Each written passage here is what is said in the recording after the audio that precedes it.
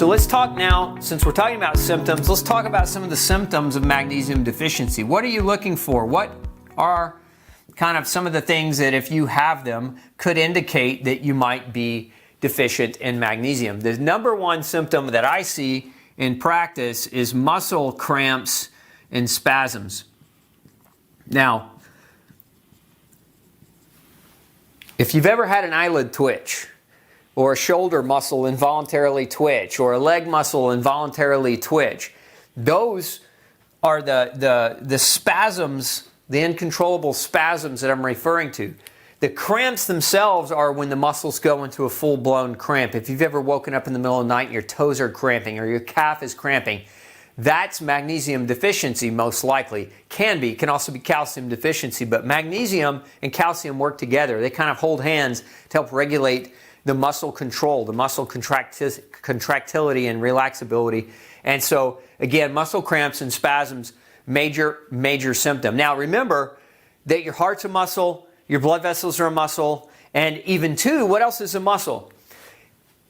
Your gut is a muscle, right? It works through peristaltic action as muscles are squeezing and pushing that food down and through from your mouth to your anus, right? And so a lot of people with magnesium deficiency develop, we'll put this at number 2, develop heart problems.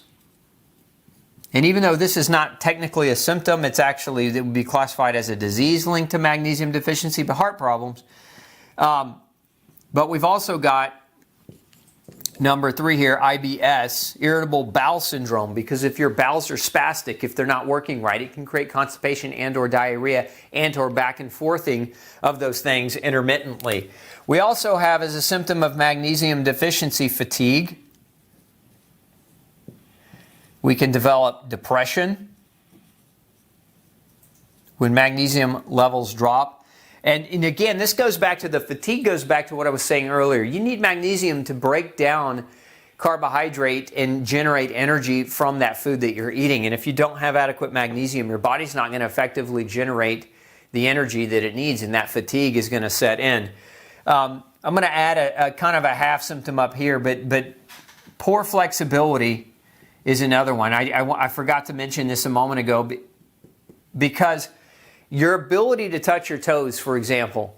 Many people say, oh, I'm just naturally a tight person. You may have just had a very long-standing magnesium deficiency. I've seen a number of people be able to improve their flexibility, their stretching, their range of motion through magnesium supplementation. So if you can barely touch your toes, if your muscles are really super tight and they're tight all the time, shoulder tension, shoulder stiffness, shoulder tightness, neck stiffness, those are all possible outcomes of that muscle.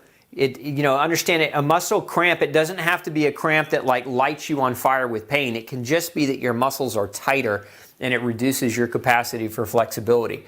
Now, additionally, let's keep adding. So we've also got stress mechanism. When you don't have magnesium, you can't handle stress. Your body loses its capacity to deal with stress in a normal way. Number 7, we're moving up here. PMS, premenstrual symptoms. And so like magnesium deficiency around the cycle can cause excessive bleeding. Magnesium deficiency around the cycle can cause depression. It can cause water retention. So a number of things that magnesium can do. It can also cause severe sugar cravings. So those of you, and this is premenstrual sugar cravings, but also not even around the cycle, you can have sugar cravings when your magnesium levels are low. And that's because if your body can't convert sugar to energy because the magnesium is too low, then your body's going to send a message back to your brain saying eat more because it needs to be able to get energy. But the problem is with again, in this case, is the brain is trying to tell you to eat more, but the problem isn't necessarily that you need to eat more. The problem is what you're actually eating. Because if you're eating sugar, like I said earlier, if you're eating sugar highly refined, then you're not getting magnesium and you're just potentially making the problem worse. Number 9, a lot of people with magnesium deficiency can develop heartburn.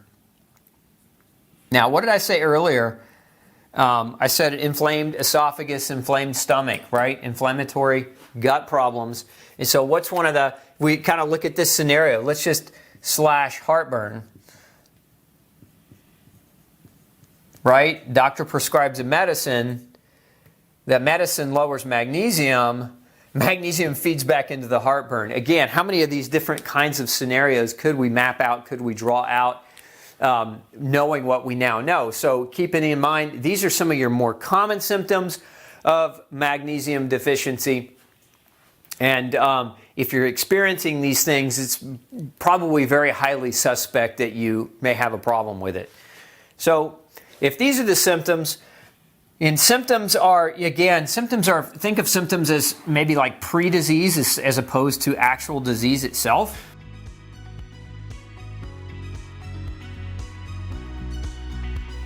Hey, and if you missed the earlier part of this series, click right here so you can go back and get caught up. The information there might be critical to helping you on your path to better health. And as always, thanks for tuning in. Make sure you subscribe for updates below. Have a great day.